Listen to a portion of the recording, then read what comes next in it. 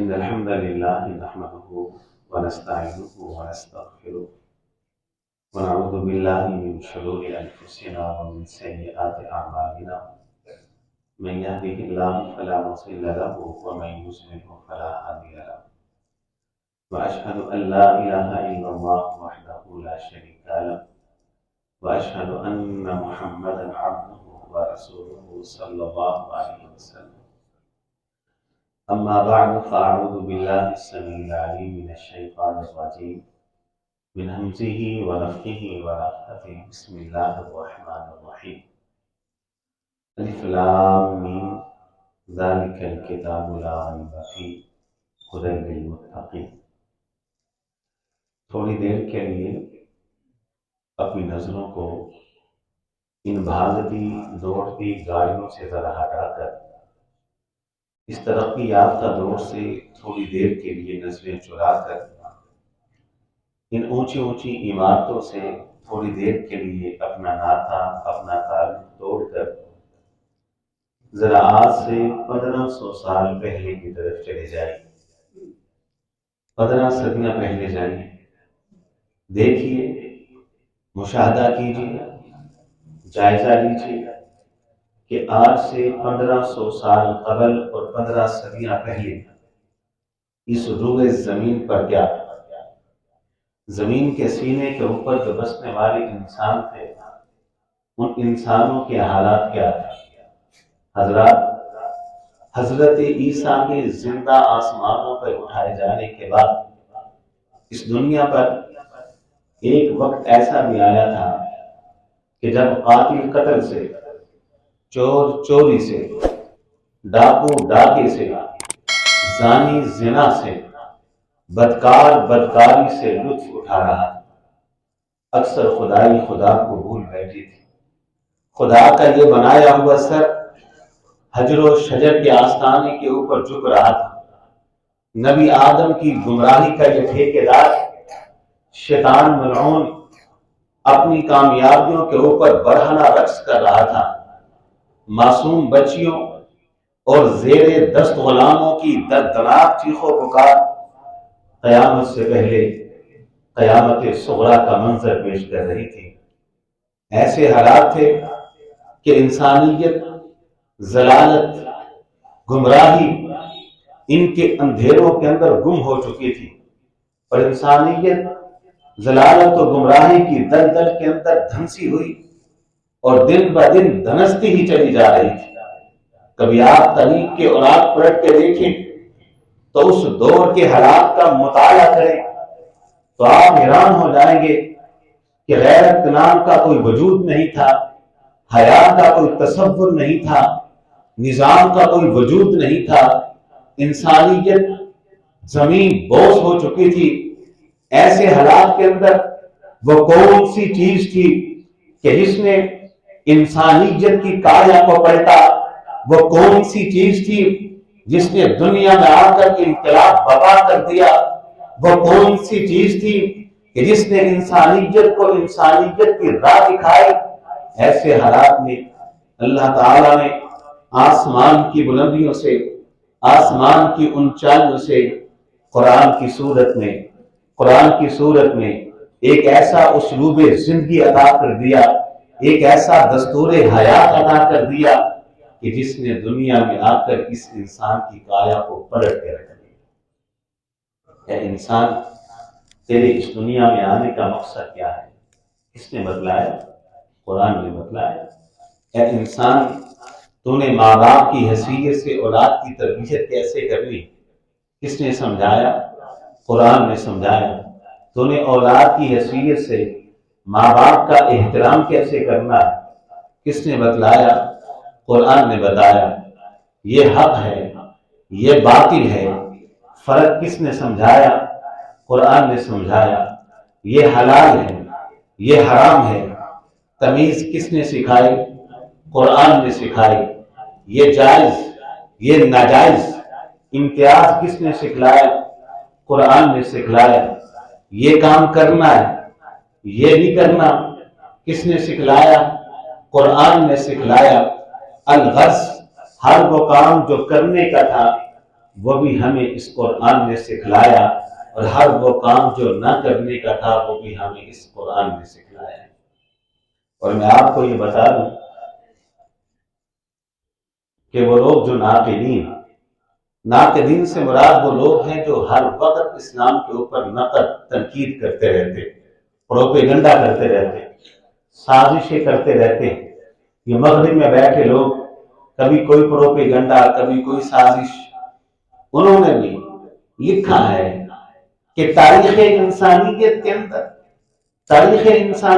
اندر ہم نے قوموں کے احوال کو پڑھا، قوموں کی تاریخ کو پڑھا، قوموں کی تہذیبوں کو پڑھا، قوموں کے تمدن کو پڑھا، قوموں کی ساری تاریخ کو پڑھنے کے بعد وہ اس نتیجے کے اوپر پہنچے ہیں کہ پوری تاریخ انسانیت کے اندر اگر بہترین کردار کے مرد اور بہترین کردار کی عورتیں کسی قوم کے پاس موجود ہیں تو مسلمانوں کے پاس۔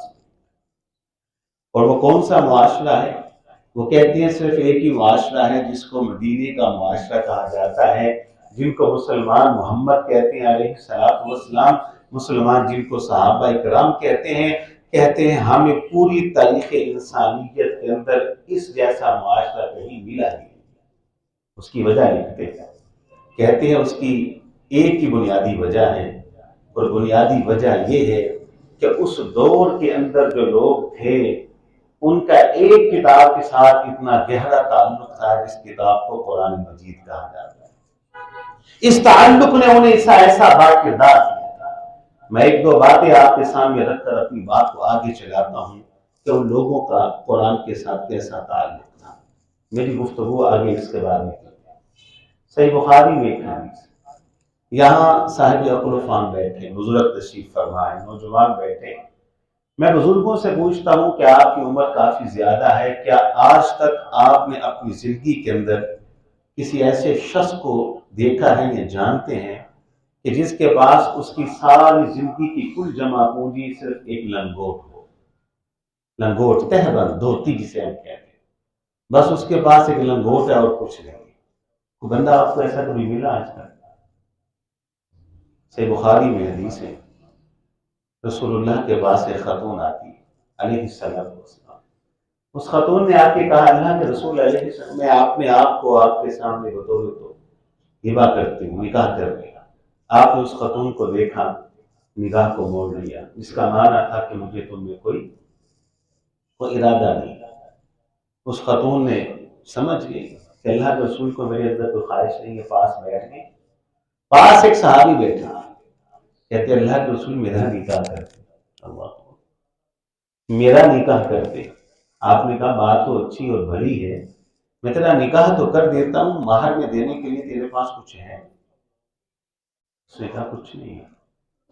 آپ نے کہا مہر تو دینا پڑے گا نا، مہر تو دینا ہے، کچھ نہ کچھ تو دے۔ اچھا گھر جا، شاید تیرے پاس گھر میں کوئی لوہے کی انگوٹھی ہی ملے۔ وہ گھر گیا، واپس آیا، اللہ کے رسول لوہے کی انگوٹھی بھی نہیں۔ کہتا ہے یہ ایزار تہبند میرے پاس ہے، اسے میں دو ٹکڑے کر دیتا ہوں، آدھا اس کو دے دے، آدھا مجھ کو دے۔ آپ نے کہا اگر دو حصے کر دیے، نہ تیرے کام کا نہ اس کے کام کا، یہ تو مہر میں نہیں چلے گا۔ وہ چل دیا۔ آپ نے بلایا، دیکھیے اس کی کل جمع پونجی تہبند ہے۔ بلا کر پوچھا کہ میرے ساتھی تمہیں قرآن یاد ہے؟ تو دنیا کے غریب تھے، دین کے غریب نہیں تھے۔ جب یہ سوال کیا، صحیح بخاری میں الفاظ فرفر بولنے لگا، کہا اللہ کے رسول علیہ الصلوۃ والسلام قرآن بڑا آتا ہے، فلاں سورت بھی آتی ہے، فلاں بھی آتی ہے، فلاں بھی آتی ہے، فلاں بھی آتی ہے، فلاں بھی آتی ہے، فلاں بھی آتی ہے، فلاں بھی آتی ہے، فلاں بھی آتی ہے، اور وہ دنیا کے غریب تھے، دین کے غریب نہیں تھے۔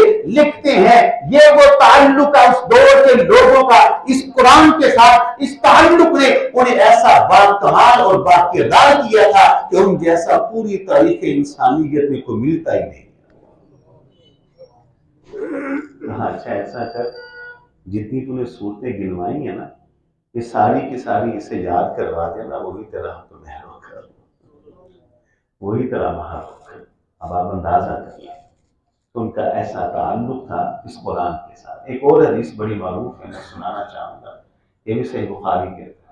एक सहाबी, उनका नाम है उसैद बिन हुज़ैर रज़ी अल्लाह ताला, वो खुद बयान करते हैं, कहते एक रात मैं अपने घर में था, मेरे हाथ में कुरान था, मेरे पास मेरा मासूम सा बच्चा यहया लेटा हुआ था, उस मासूम से बच्चे के बिल्कुल साथ मेरा जिहादी घोड़ा बंधा हुआ था और मैं कुरान की तिलावत कर रहा था।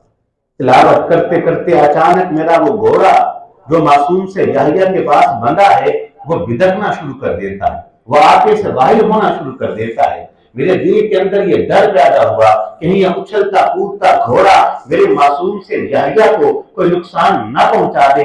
मैं कुरान की तिलावत को बंद करता हूँ, देखूं घोड़े को क्या तकलीफ पहुंची है जिसकी वजह से उछलना कूदना शुरू कर दिया।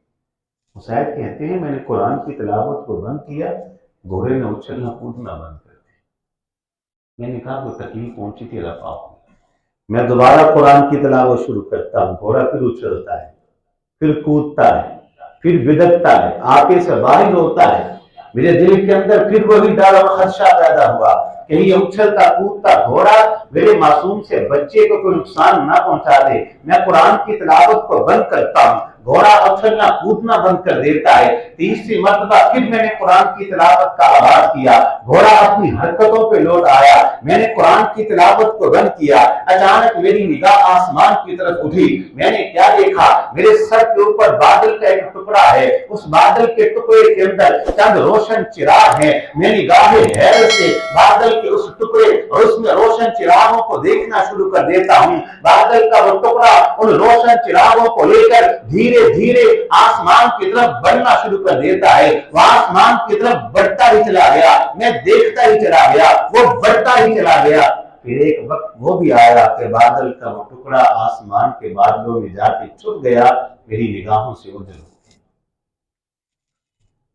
मैं हैरानगी के आलम में अल्लाह के रसूल के पास पहुंचा, सारा वाकया आप पे गोश गुजार किया तो आपने कहा उसैद, एक उसैद, बादल का वो टुकड़ा बादल का टुकड़ा न था, वो तो अल्लाह की रहमत का टुकड़ा था और उसमें रोशन चिराग न थे, वो तो अल्लाह के फरिश्ते थे जो आसमान का अर्श छोड़ के जमीन के फर्श पर तेरे कुरान की तिलावत को सुनने के लिए आए।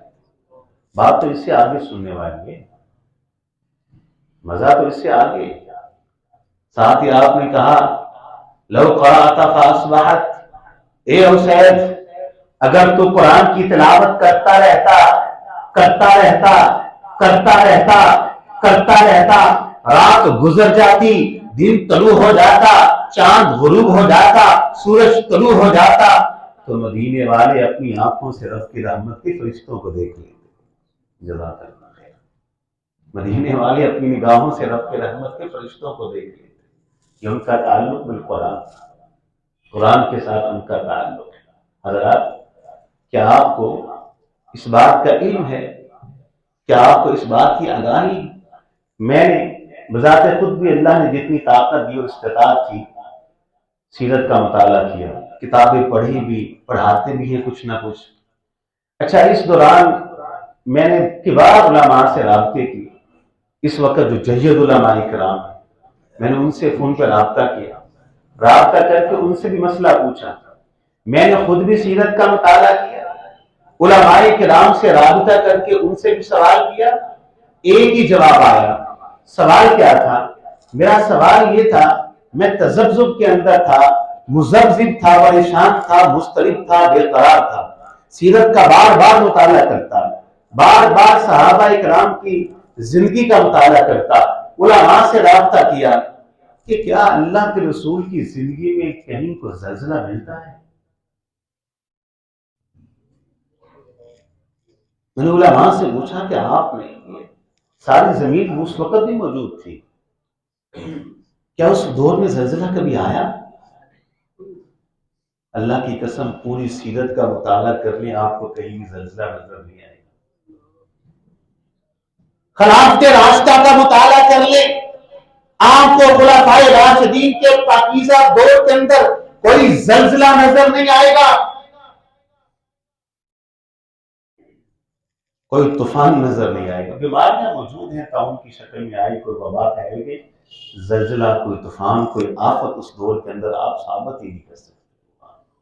تب زلزلے نہیں آتے تھے، تب آسمان سے رحمتوں کا نزول ہوتا تھا، فرشتوں کا نزول ہوتا تھا، زمین سے برکات کا نزول ہوتا تھا، اللہ کی رحمتوں نے ان لوگوں کو اپنی لپیٹ میں لیا ہوا تھا جب مسلمان کا قرآن کے ساتھ تعلق اتنا توانا مضبوط اور طاقتور تھا، اتنا توانا مضبوط اور طاقتور۔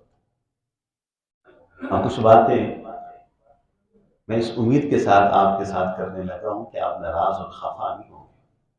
مجھے امید ہے کہ آپ صاحب عقل و فہم ہیں۔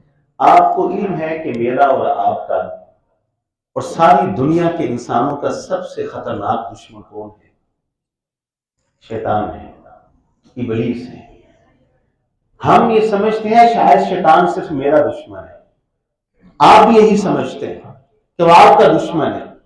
نہیں، اللہ کی قسم، وہ صرف میرا دشمن نہیں، میرے ساتھ ساتھ میرے بیٹوں کا بھی دشمن ہے، میرے پوتوں کا بھی دشمن ہے، میرے پرپوتوں کا بھی دشمن ہے، میرے پرپوتوں کے بیٹوں کا بھی دشمن ہے، میرے پرپوتوں کے پوتوں کا بھی دشمن ہے، میرے پرپوتوں کے پرپوتوں کا بھی دشمن ہے۔ قیامت تک جو نسلیں میری آنی ہے وہ ان سب کا دشمن ہے۔ وہ میرے ساتھ ساتھ میری بیٹی کا بھی دشمن ہے، میری نواسی کا بھی دشمن ہے، میری نواسی کی بیٹی کا بھی دشمن ہے، میری نواسی کی نواسی کا بھی دشمن ہے۔ میری بیٹیوں سے جو قیامت تک نسلیں چلنی ہیں، یہ نبی آدم کی گمراہی کا ٹھیکیدار ان تمام کی تمام نسلوں تک کا دشمن ہے۔ وہ نہیں چاہتا، اول تو وہ چاہتا ہے کہ کوئی نیک بندہ پیدا نہ ہو، کوئی ہو جائے نا تو اس کی کوشش ہوتی ہے اس کی نسل سے کوئی نیک نہ جائے۔ میں اس کی دشمنی آپ کو سمجھاتا ہوں۔ اچھا، آپ نے تاریخ کے اندر ایک نام سنا ہے، ابرہا، نام سنا نا آپ؟ ابرہا کون تھا؟ یہ ہاتھیوں کا لشکر لے کے کیا کرنے آیا تھا؟ بیت اللہ کو گرانے آیا تھا۔ اچھا، میرا ایک سوال ہے، آپ ماشاء اللہ صاحب عقل و فہم بیٹھے، وہ بیت اللہ کو گرانے کے لیے آیا تھا، کون سا لشکر لے کر؟ ہاتھیوں کا۔ اچھا، اس دور میں بیت اللہ اتنا مضبوط تھا کہ اس دور کے کسی انسان کے بازو میں اتنی طاقت نہیں تھی کہ بیت اللہ کی دیواروں کو گرا سکے۔ ابرہا کے لشکر کے اندر کوئی ایسا جوان موجود نہیں تھا کہ جس کے بازو میں اتنی طاقت ہو، یا پورے کے پورے لشکر میں اتنی طاقت نہیں تھی کہ اس دور کے بیت اللہ کو گرا سکے۔ ہاتھیوں کی طاقت کی کیوں پڑی ضرورت اس کو؟ قرآن نے ایک بات سمجھائی، قرآن کہتا ہے أَلَمْ تَرَ كَيْفَ فَعَلَ رَبُّكَ بِأَصْحَابِ الْفِيلِ، کیا آپ نے نہیں دیکھا کہ ہم نے ہاتھی والوں کے ساتھ کیا سلوک کیا؟ أَلَمْ يَجْعَلْ قَيْدَهُمْ، قید کس کو کہتے ہیں؟ قید کس کو کہتے ہیں؟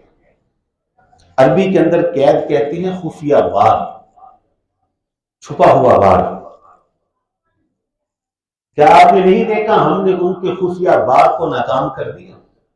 اچھا، اگر وہ بیت اللہ گرانے آیا تھا، یہ خفیہ وار ہے، یہ تو اوپن وار ہے،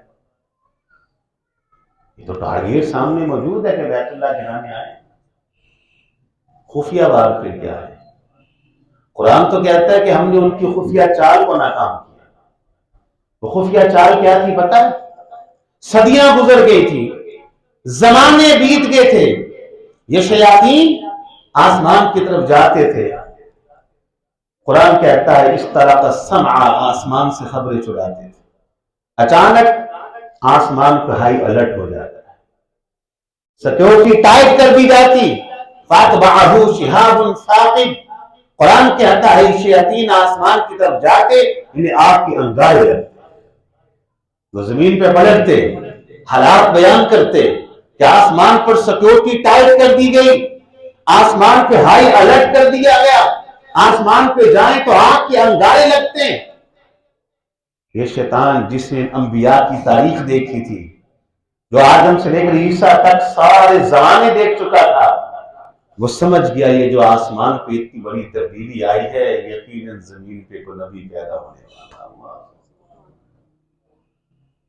تو سمجھ گئے اصل ٹارگیٹ اللہ کے رسول علیہ الصلوۃ والسلام تھے. تاریخ اس بات کی گواہ ہے کہ جس سال ابرہہ نے بیت اللہ پہ حملہ کیا اسی سال اللہ کے رسول دنیا کے اندر تشریف لائے. آپ اندازہ کر لیں اس کی چالوں کا کیسی کیسی چال چلتا ہے, کہاں کہاں سے وہ وار کرتا ہے. الم یجعل کیدہم فی تضلیل, ایسا خطرناک دشمن. اب اس دشمن سے بچنے کے لیے طریقہ کیا تھا؟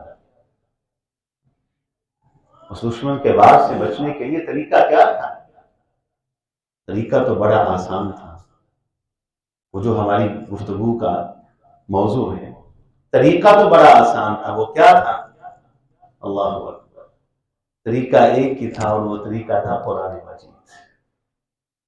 جیسے ابتدا میں نا قرآن میں سمجھاتا ہوں آپ کو, قرآن کے آغاز میں حدیث میں الفاظ آتے ہیں کہ بندہ جب کھڑا ہوتا ہے پڑھتا ہے الحمدللہ رب العالمین. اللہ کیا کہتے ہیں فرشتوں کو؟ حمدنی عبدی, میرے بندے نے میری حمد کی ہے. بندہ کہتا ہے الرحمن الرحیم, اللہ کیا کہتے ہیں؟ اثنا علی عبدی, میرے بندے نے میری ثناخوانی کر دی. بندہ کہتا ہے مالک یوم الدین, اللہ کہتے ہیں مجدنی عبدی, اب تو میرے بندے نے میری بزرگی بیان کر دی. بندہ کہتا ہے ایاک نعبد و ایاک نستعین, اے مالک تیری حمد کر کے ثناخوانی کر کے بزرگی بیان کر کے اعلان کرتا ہوں آج کے بعد سے تیری عبادت و ایاک نستعین, تجھ سے مدد مانگوں گا. اللہ کہتے ہیں اچھا تو نے بڑی باتیں کر دی بندے, حمد کی, ثناخوانی کی, بزرگی بیان کی, آج کے بعد تو میری عبادت کرے گا, مجھ سے مدد مانگے گا, مانگ کیا مانگتا ہے میں تمہیں دینے کے لیے مانگ. بندہ پھر چار چیزیں مانگتا ہے. کتنی مانگتا ہے؟ نمبر ایک اہدی, اللہ مجھے ہدایت چاہیے. الصراط المستقیم, مجھے سیدھا راستہ چاہیے. صراط الذین انعمت علیہم, ماضی میں جن پر آپ پر انعامات کی برسات ہوتی رہی, انبیاء, صلحاء, شہداء, مجھے ان کا راستہ چاہیے. صراط الذین انعمت, یہ انبیاء ہیں, صلحاء ہیں, شہداء, صدیقین. غیر المغضوب علیہم, اے اللہ ماضی میں جن قوموں پر تیرے عذاب کا کوڑا برستا رہا نا ان کی راہ پہ نہیں چلنا. ٹڈیوں کے عذاب آئے, جوؤں کے عذاب آئے, مینڈکوں کے عذاب آئے, خون کے عذاب آئے, چہرے بندر و خنزیر کے چہروں میں بدل دیے گئے, زندہ زمین میں دھنسا دیے گئے, پتھروں کی برسات کر دی گئی, پانیوں کے سیلاب آئے, طوفان آئے, آندھیاں آئیں, اللہ ان کی راہ پہ نہیں چلنا. والظالمین, اللہ گمراہی سے بچنا ہے, گمراہ لوگوں کی راہ پہ نہیں چلنا. اللہ اس کا جواب دیتے ہیں. کیا جواب دیتے ہیں؟ اہدی, بندے تجھے ہدایت چاہیے, الصراط المستقیم, سیدھی راہ چاہیے. صراط الذین انعمت علیہم, منعم علیہ لوگوں کی راہ چاہتا ہے, انبیاء کے راستے پہ چلنا چاہتا ہے, صلحاء کی راہ پہ چلنا چاہتا ہے, صدیقین کی راہ پہ چلنا چاہتا ہے, شہداء کے راستے پہ چلنا چاہتا ہے. غیر المغضوب علیہم, ایسی راہ سے بچنا چاہتا ہے جس راہ پر چلنے سے غضب نازل ہو, عذاب کا کوڑا برسے. والظالمین, گمراہی سے بچنا چاہتا ہے. ان تمام سوالوں کا جواب الف لام میم ذالک, پھر یہ کتاب ہے, ذالک کتاب, پھر یہ کتاب, اس میں ہدایت بھی ہے. مان رہے نا, ہدایت ہے اس میں صراط مستقیم بھی مان رہے ہیں, لیکن صراط المستقیم ذالک اس میں ہے. صراط الذین انعمت علیہم تو مان رہے ہیں, ذالک کتاب اس میں موجود ہے. غیر المغضوب علیہم بچنا چاہتا ہے, ذالک الکتاب اس میں ساری ہدایت ہے. والظالمین بچنا چاہتا ہے, ذالک الکتاب یہ کتاب ہے. یہ ہے وہ کتاب جو شیطان کے حملوں سے بچاتی ہے, جو اللہ کے قریب تر انسان کو کر کے رکھتی ہے. میں نے اور آپ نے اس قرآن سے بڑی دوری اختیار کی, بڑی دوری اختیار کی. یہاں ایک بات میں درد دل سے کرنے لگا اور مجھے امید ہے کہ آپ ناراض نہیں ہو. اس دور کے اندر والدین نے چند کوتاہیاں کی، چند سستیاں ان سے ہوئی، غلطیاں ہوئی۔ ان میں سے پہلی غلطی آج کے والدین نے پتہ کیا کی؟ پہلی غلطی ہم سے یہ ہوئی ہے کہ ہم نے جو لائق اور قابل بچے تھے نا، ذہین بچے تھے، وہ کالج کو دے دیے، یونیورسٹی کو دے دیے، تجارت کو دے دیے، کاروبار کو دے دیے، بزنس کو دے دیے، مارکیٹ کو دے دیے۔ اور قرآن کو کون سے بچے تھے؟ جو اپاہج تھے، جن سے ماں بھی تنگ ہے، باپ بھی تنگ ہے، جو بھاگ جاتے ہیں گھروں سے، جو کند ذہن ہے۔ اللہ اکبر۔ پہلا ستم یہ کیا۔ دوسرا ستم کیا کیا؟ قابل بیٹیاں ہم نے کالج کو دی، لائق بیٹیاں ہم نے یونیورسٹی کو دی، سائنس کو دی، میڈیکل کو دی، اور مدارس میں کون سی بچیاں بیچی؟ اور دوسرا ستم ہم نے کیا کیا؟ دوسرا ستم کیا کیا؟ میں نے محنت کی، مال آیا، میں نے کاروبار کیا، مال آیا، تجارت کی، بزنس کیا، مال آیا، میں نے اس مال کو اپنی عیاشیوں پہ خرچ کیا، نئی گاڑی لی، میں نے ایڈوانس میں گاڑیاں بک کر لی، نیا ماڈل ہے، 1 سال پہلے بکنگ، موسم بدلا، میں ناران گیا، میں کاوان گیا، میں سوات گیا، میں کرام جا کر سیاحتیں کرتا رہا۔ اللہ کی قسم میری کمائی میرے گھر کے ٹوائلٹ پہ لگی، میری کمائی میری عیاشیوں کے اوپر لگی، میری کمائی میرے بیٹے کی برات کے اوپر لگی، میری کمائی میری بیٹی کی شادی کے اوپر، ہندو اور سکھوں کی رسم و روایات کے اوپر لگی۔ اور قرآن کی تعلیم کے لیے ہم نے لوڑی لنگڑی زکوٰۃ بھی نہیں خرچ کیا، ہم نے قرآن کو مالا۔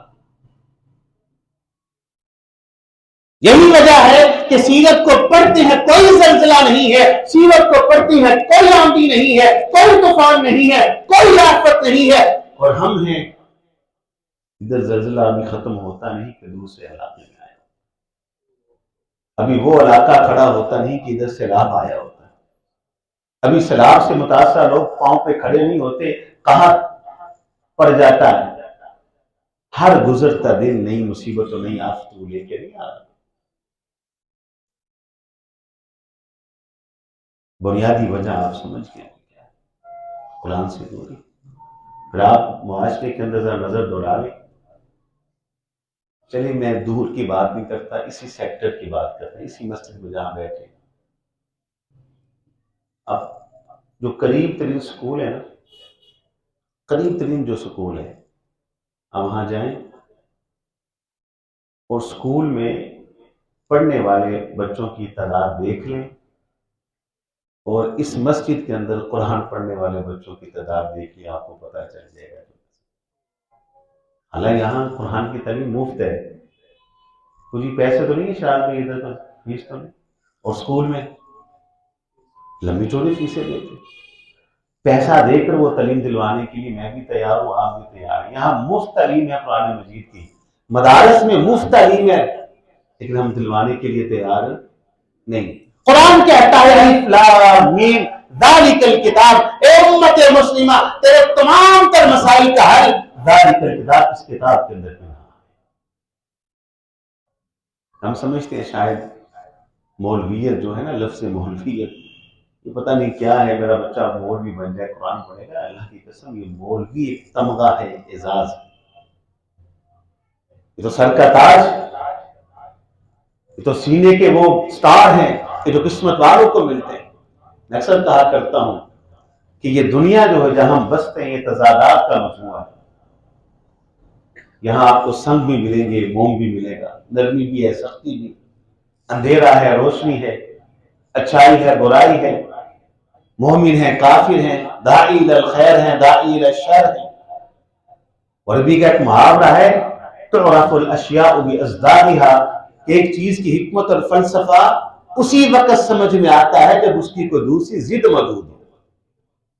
مثال کے طور پر بیماری نہ ہوتی تو صحت کی قدر کون کرتا، موت نہ ہوتی تو زندگی کی حفاظت کون کرتا؟ خزاں نہ ہوتی تو بہار کی قدر کون کرتا؟ کانٹے نہ ہوتے تو پھولوں کی توقیر کیسے ہوتی؟ جہالت نہ ہوتی تو حصول علم کے لیے انسان اتنی مشکلات پریشانیاں کیوں برداشت کرتا؟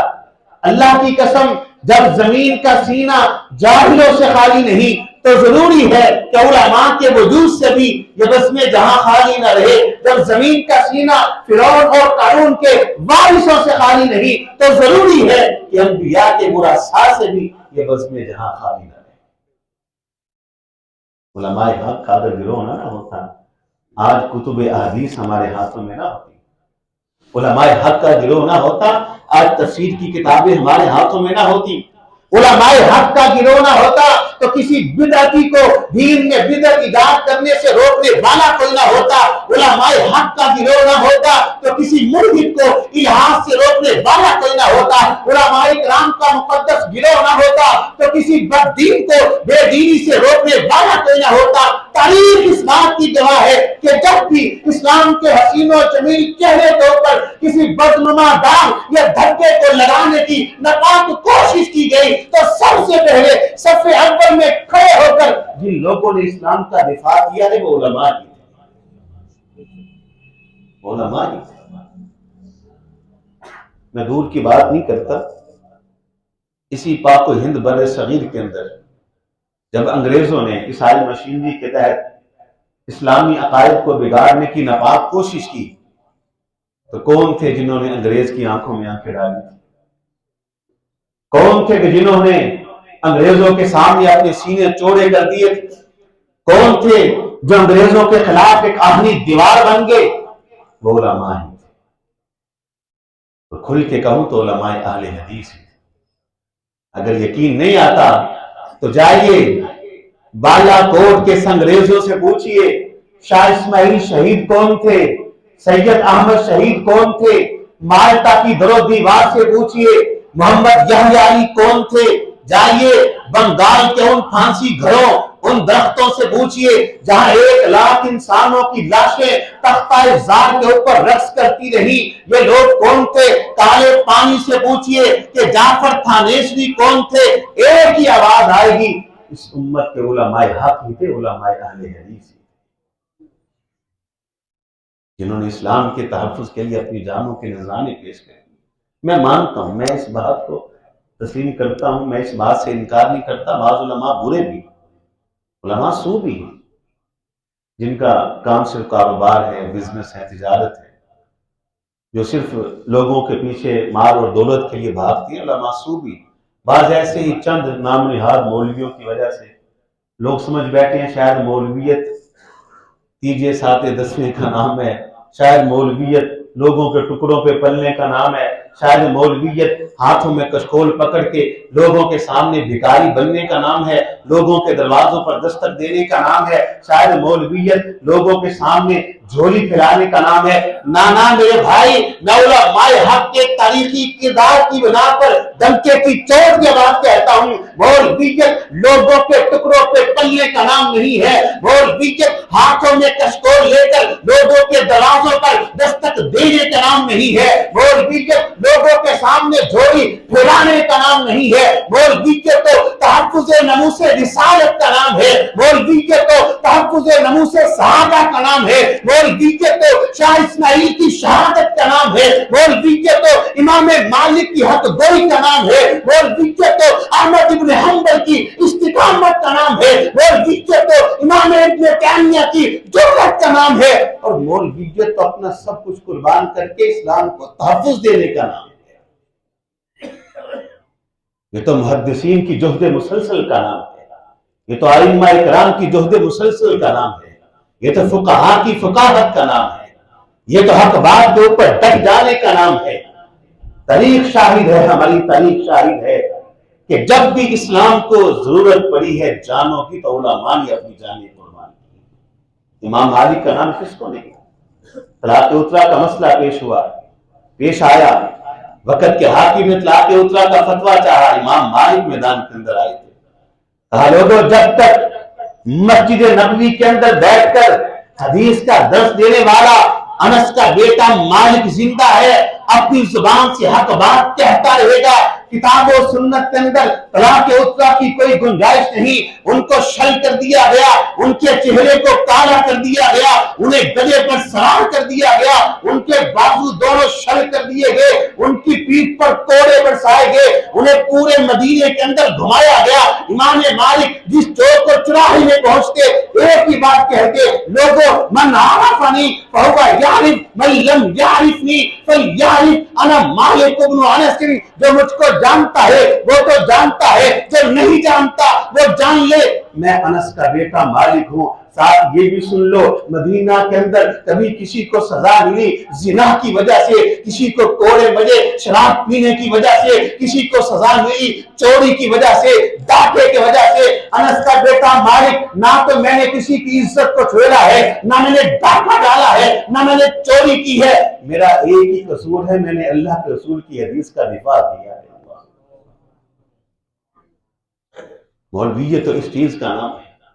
امام احمد کو کون نہیں جانتا، جن کے ہاتھوں میں ہتھکڑیاں ہیں، پاؤں میں زنجیریں ڈال دی گئی، جن کی پیٹھ پر اتنے کوڑے برسائے گئے کہ وہ خود کہتے ہیں کہ میں تو بے ہوش ہو جاتا تھا جب ان سے سوال ہوا کہ بتلائیے کہ آپ کو ایک ہی وقت کے اندر کتنے کوڑے مارے جاتے، کتنے درے مارے جاتے، تو جواب دیتے اتنے مارے جاتے تھے کہ میں بے ہوش ہو جاتا تھا۔ ایک مرتبہ تعداد گنی 40 تک گن سکا تھا، اس سے آگے گننے کی شکت نہیں، بے ہوش ہو کے زمین پہ گر گیا۔ حضرات امام احمد بن حنبل کا قصور کیا تھا؟ ایک ہی قصور تھا، وجوہ یومئذ ناظرہ الی ربہا ناظرہ۔ یہ وہ لوگ ہیں کہ جنہوں نے اسلام کے تحفظ کے لیے جیل خانے یا اسلام کے تحفظ کے لیے یا اپنے آپ کی جانوں کے نذرانے تک پیش کر دیے، اسلام پہ آنچ نہیں آنے دی۔ ذالک الکتاب، بات کہیں کی کہیں نکل گئی۔ ذالک الکتاب، اللہ کہتے ہیں یہ کتاب، اس کتاب کے اندر وہ ہر چیز موجود ہے جو انسان کو شیطان کے حملوں سے بچاتی ہے۔ اس کتاب سے دوری کا نتیجہ اور رزلٹ ہے کہ آج بھونچال کا ماحول ہے، آج بھونچال کا ماحول ہے۔ میں نے آپ کو کہا اختصار کے ساتھ کہ میں نے سیرت کا مطالعہ کیا، لیکن سیرت کے مطالعے سے ہمیں کہیں بھی کوئی زلزلہ نظر نہیں آیا۔ اس کی وجہ کیا تھی کہ اس دور کے اندر زمین و آسمان کی ساری رحمت اور برکت انسانوں کے اوپر اللہ نے کھول دی تھی۔ یہاں آخری بات سن لیں اور اس کے بعد انشاءاللہ میری بات ختم ہو جائے گی، میں نے کافی وقت آپ کا لے لیا ہے۔ قرآن مجید کا جب ہم مطالعہ کرتے ہیں تو قرآن مجید کے مطالعے کے بعد قرآن نے ہمیں کچھ زلزلے بتائے۔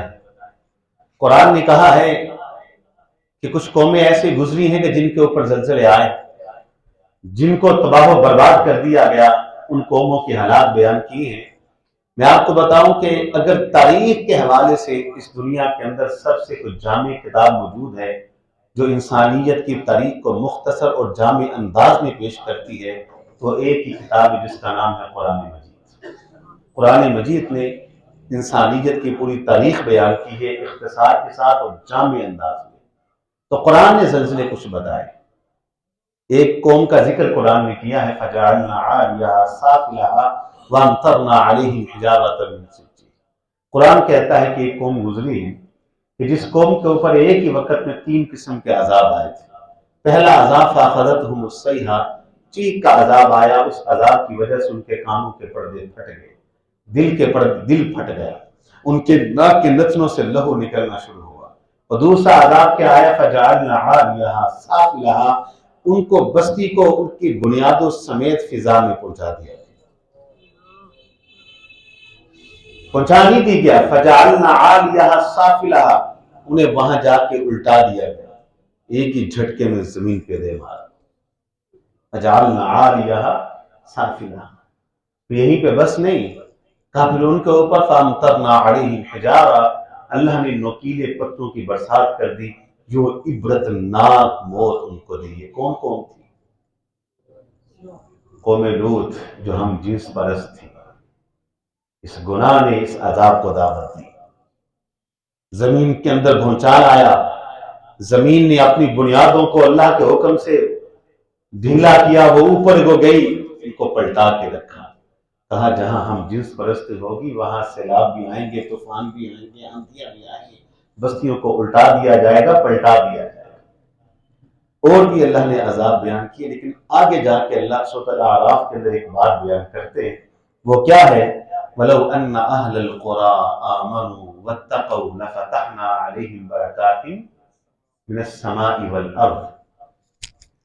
اس کو یوں سمجھیے، اللہ کہتے ہیں انسان یہ جو زمین ہے جس میں تم چلتے پھرتے ہو، اس زمین کے نیچے میری بڑی برکتیں ہیں۔ اناج کہاں سے آتا ہے؟ پانی زمین کے اندر سے، پیٹرول، معدنیات، یہ سب کیا ہے؟ اللہ کی نعمتیں۔ اللہ کہتے ہیں زمین کے نیچے میری برکتیں موجود ہیں۔ زلزلے کہاں ہیں؟ زمین کے نیچے۔ لاوے کہاں ہیں؟ زمین کے نیچے۔ قحط سالی کہاں ہے؟ زمین کے نیچے۔ اللہ کہتے ہیں زمین کے نیچے میرے عذاب بھی موجود ہیں۔ یہ آسمان جو تم کو نظر آتا ہے، اس آسمان پر میری رحمتیں موجود ہیں۔ ایسی بارشیں ہیں جب برستی ہیں تو زمین کا سینہ ہرا بھرا ہو جاتا ہے۔ فرشتے موجود ہیں جو اہل ایمان کے مددگار بن کے زمین پر اترتے ہیں۔ اسی آسمان پر میں نے پتھروں کی برسات بھی رکھی، اسی آسمان پہ ایسی بارشیں رکھی ہیں جو سیلاب کی شکل اختیار کر جاتی ہیں۔ اللہ کہتے ہیں وَلَوْ أَنَّ أَهْلَ الْقُرَىٰ آمَنُوا وَاتَّقَوْا لَفَتَحْنَا عَلَيْهِمْ بَرَكَاتٍ مِّنَ السَّمَاءِ، یہ جو میں نے قوموں کی تاریخ بیان کی، فلاں پہ یہ عذاب آیا، فلاں پہ یہ عذاب آیا، فلاں پہ یہ عذاب آیا، فلاں پہ یہ عذاب آیا، فلاں پہ یہ عذاب آیا، یہ میں نے ظلم نہیں کیا، یہ ظلم خود انہوں نے اپنی جانوں کے اوپر کیا۔ سن لو، اگر یہ بستیاں والے ایمان لے آتے، متقی بن جاتے، میں زمین و آسمان کے سارے عذابوں کو روک لیتا اور زمین و آسمان کی ساری رحمت اور برکتوں کے دروازے ان کے اوپر کھول دیتا۔ لیکن ان کے پاس نہ ایمان نہ تقویٰ تھا، جس کی وجہ سے زمین و آسمان کی رحمتوں کو روک لیا گیا اور عذاب ان کے اوپر مسلط کر دیے گئے۔ ذالک الکتاب، ذالک الکتاب، ذالک الکتاب، یہ کتاب ہے، یہ کتاب ہے جو تم کو بچائے گی زلزلے سے، یہ کتاب تمہیں بچائے گی گمراہی سے، یہ کتاب تمہیں ہدایت دے گی، صراط مستقیم پر گامزن رکھے گی، یہ کتاب تمہیں برکتوں اور رحمتوں سے مالا کر دے گی۔ ذالک الکتاب، خدا اس کتاب کے ساتھ جڑ جائے گی، اس کتاب کے ساتھ جڑ جائے گی۔ تو اللہ تعالیٰ سے میں اس دعا کے ساتھ اپنی بات کو ختم اور مکمل کرتا ہوں کہ مالک تیرے اس گنہگار بندے نے جو باتیں کی وہ آپ کی توفیق اور آپ کی مدد سے کی، اس میں جو حق ہے، جو سچ ہے، سمجھ کر عمل کی توفیق عطا فرما، اور جو غلطی اور کوتاہی ہے درگزر کر تو اصلاح کی توفیق عطا فرما۔ وآخر دعوانا الحمدللہ رب العالمین۔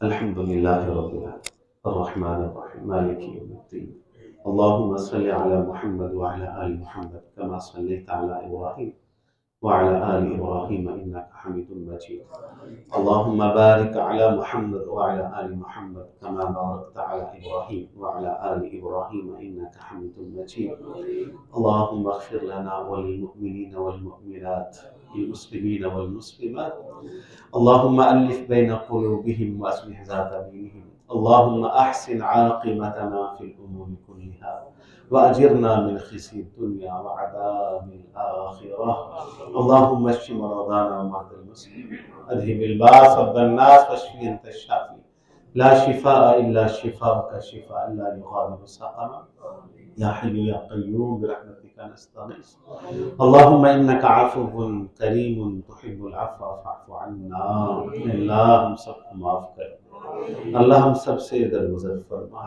اللہ ہم سب سے درگزر فرما۔